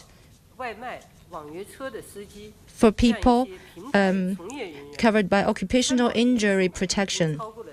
So over the past 2 years and more since the start of the pilot, over 10 million platform-based workers, including couriers, food delivery riders, ride-hailing drivers, are now enrolled in social insurance programs. And now we will expand this pilot to other provinces, enterprises, and sectors, and we are preparing to increase the pilot provinces from 7 to 17 and gradually expand expanded to cover the whole nation. Second, we will gradually increase the benefits, and we will raise the minimum basic old age benefits for rural and non-working urban residents by 20 yuan. This will cover 180 million elderly people. We will ensure the sound implementation. At the same time, we will make an appropriate increase in the basic pension benefits for retirees and tilt it toward middle and low-income individuals. This will cover 140 million retirees. We will make careful calculations to ensure accurate disbursement. And third, we will continue to improve the administrative services. We will refine social security transfer policies to the benefit of workers migrating between different departments and regions, so that your benefits follow you wherever you work. We will upgrade the National Social Security Digital Platform and advance the all-in-one Social Security Card initiative, broaden the scope of efficient service to provide more convenient social services, to boost public confidence through our services. At the same time, we will intensify policy communication to ensure transparency and clarity in social security provisions, making policy easy to understand and remove misconceptions. Thank you. In the interest of time, this is the end of our press conference today. Thank you for coming. Friends from the media, because of time limitations, this concludes the press conference. A press conference on people's livelihoods. They are at the media center on the sidelines of the two sessions this year. Ministers from Civil Affairs, Human Resources, Housing, and Health took a dozen questions, and they covered a lot of ground. Let's get some real-time analysis from my guest here in the studio, Professor Wang Xiaoping. Professor Wang, of course, livelihood is such an enormous topic. It entails elderly care, health, people's well-being, housing, employment. Why don't we start with employment?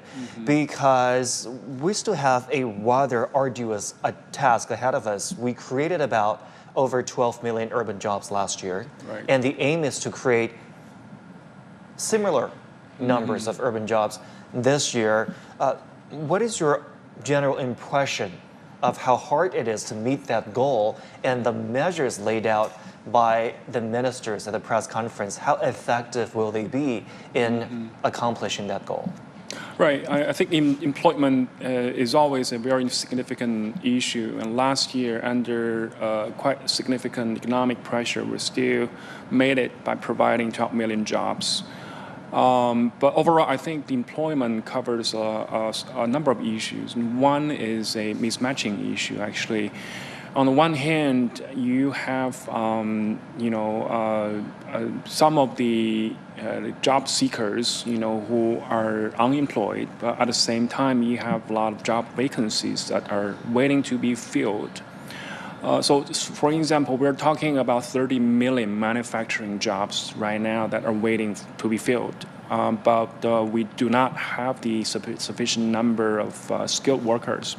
So that tells us something about the problem of skill training, which was brought up by the minister during the press conference. So we need to do more to provide skill training services to the unemployed, but at the same time to the college graduates who would be able to have more hands-on experience.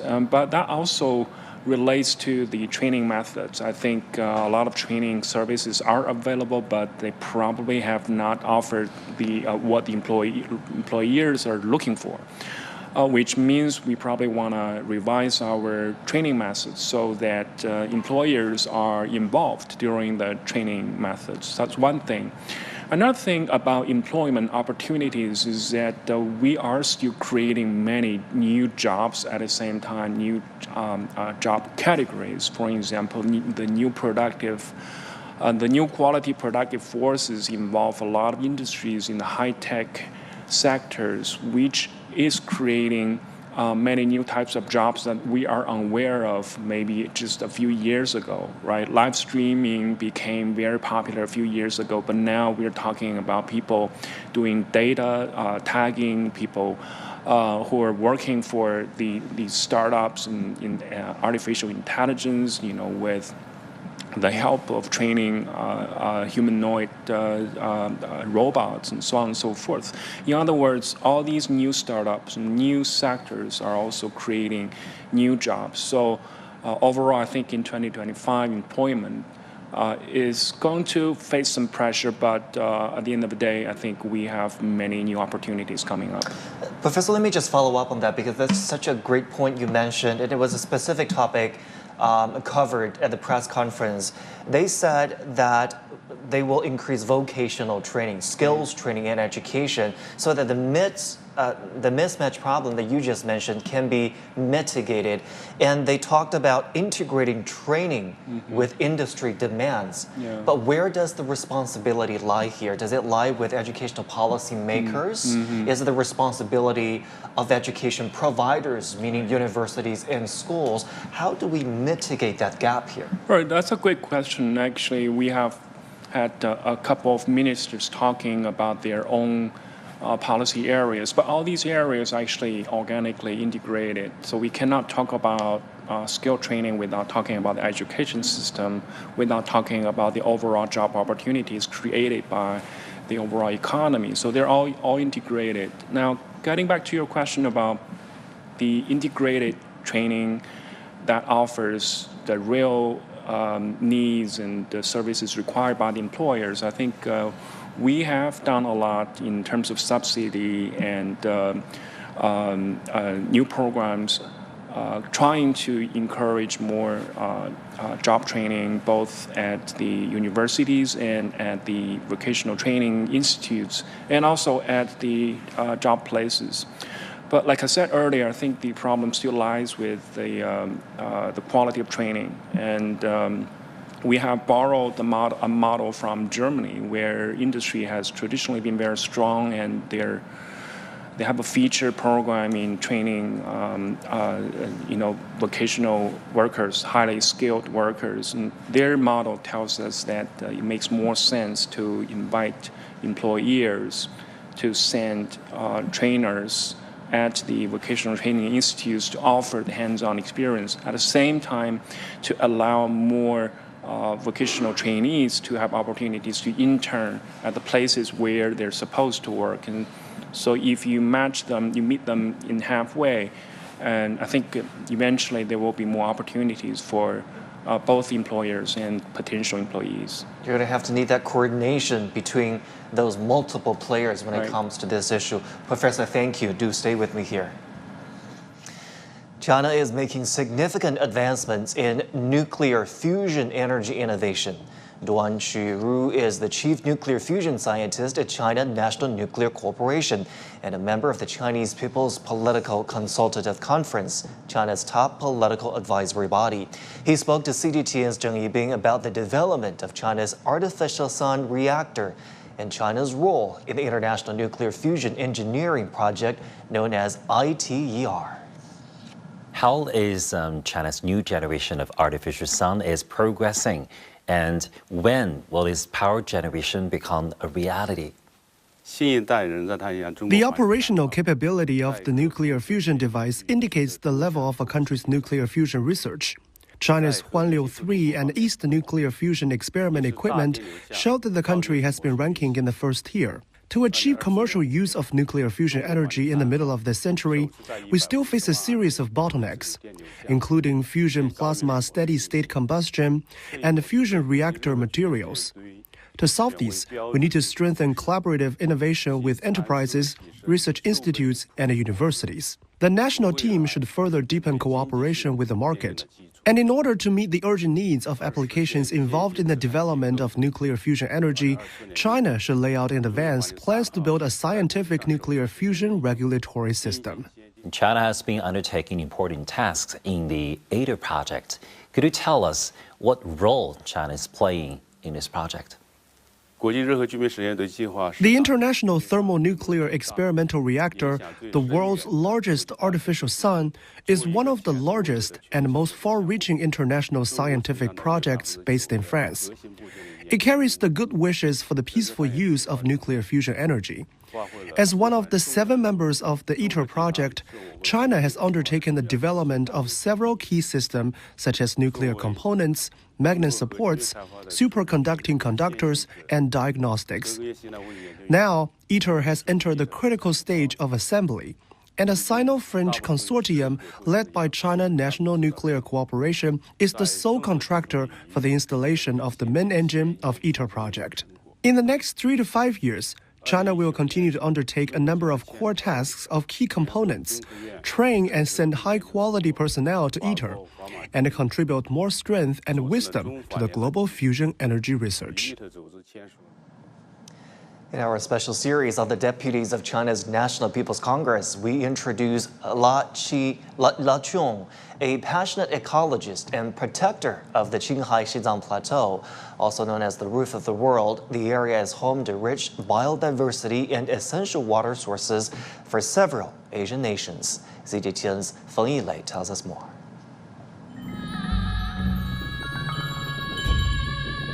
The snow-capped Qinghai-Xizang Plateau is where La Qiong calls home. He is an ecologist who has dedicated his life to preserving the region's fragile yet vital ecosystem.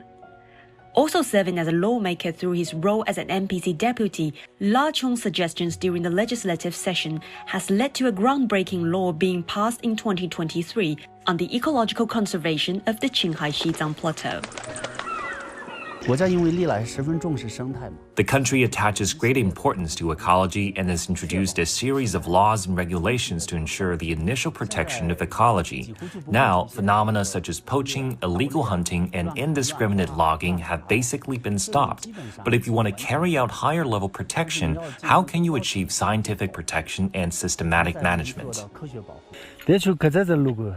Here at Yani Wetland in Ningqi, La Qiong closely monitors its rich biodiversity and pristine landscape, while actively promoting the development of a long-term dynamic ecological monitoring system.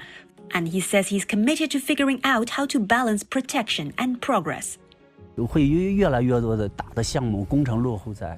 and more major projects like the Sichuan-Xizang Railway and clean energy base are coming to Ningqi. I suggest, for example, to conserve the unique wildlife species affected by these projects while sustainably using them to support local economic and social development. We preserve the pristine landscape of Yani Wetland, which has attracted many tourists. The suggestions of the Chinese lawmakers are not just written on paper, but are implemented across the land of the Qinghai-Xizang Plateau, bringing an intangible difference, offering a Chinese solution and shouldering global responsibility. La Qiong believes that international collaboration is also key for the pursuit of a green future for future generations. Along with other Chinese lawmakers, he will continue to offer a Chinese solution while preserving and protecting rich natural heritage for all. Feng Yilei, CGTN, Ningqi, Xizang Autonomous Region. As China's population rapidly ages, Shanghai is at the forefront of adopting smart elderly care solutions. With over 37% of its residents aged 60 and above, the city is embracing technology to ensure the safety and quality of life of seniors. Lin Nan reports. Liu Caijuan is one of many elderly residents benefiting from digital healthcare solutions. Through an online hospital system, she can now consult with doctors remotely, discussing treatment and medication without leaving her care facility. At first, I needed a caregiver to take me to the hospital, but now, with online services, I can consult doctors directly. It's much more reassuring. Liu's experience highlights Shanghai's digital transformation in elderly care, improving access to healthcare and providing peace of mind for families. Dingling's facility is benefiting directly from these advances. Before, families had concerns when sending loved ones to an elderly care facility. They worry about what would happen after they left. But with our system, family members can see real-time updates on their loved one's health status, activities, and care routines. This has greatly increased their trust in our facility. Shanghai's recent action plan for advancing the development of elderly care technology aims to make the city a national hub for elderly care innovation by 2027. Shanghai is China's most rapidly aging city with over 37% of its population aged 60 and above. This has led to rising and increasingly specialized demand for mobility and other aids to assist elderly residents. This shift is fueling Shanghai's silver economy with a growing market for products tailored to seniors. 80-year-old Feng Yizhang is exploring options like custom wheelchairs to meet her needs. There are so many products here that cater to the diverse needs of elderly people. It's great because we all have different health conditions and needs. I'm really impressed with this place because it offers so many options. Assistive product showcase centers are also helping seniors access essential aids to improve their daily lives. This platform has been a great demonstration of what's possible, offering a wide range of products that many elderly people didn't even know existed. We hope to see more of these centers across Shanghai and beyond. From smart elderly care solutions to dedicated product showcase centers, Shanghai is laying a strong foundation for a more inclusive environment for its seniors. These innovations are improving the lives of elderly residents while contributing to the rapid expansion of the city's silver economy. Li Nan, CGTN, Shanghai. The 14th National People's Congress has held a press conference. Officials have taken questions on employment, housing, and healthcare. The health minister says the average life expectancy of Chinese residents reached 79 years in 2024. In 2024, life expectancy has reached 79 years old. This is 0.4 years longer than the previous year. This means that we have achieved the 14th five-year plan target of 1 year increase ahead of schedule. And also on life expectancy, it has increased by 1.7 years from 5 years before. This is also very good progress. Take Beijing, Tianjin, Shanghai. These three big cities, for example, and also some provincial capitals. For those provinces like Shandong, Jiangsu, Zhejiang, and Guangdong, and Hainan provinces, all those cities have over 80 years of life expectancy.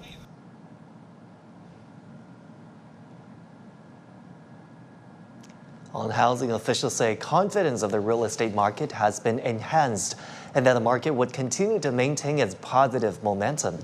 Unemployment, officials say China will redouble its efforts to stabilize the job market in 2025. And that is all we have on our special coverage of the press conference concerning people's livelihoods here in China. Wang Zhongshi, thank you so much for your company, and news continues on CGTN.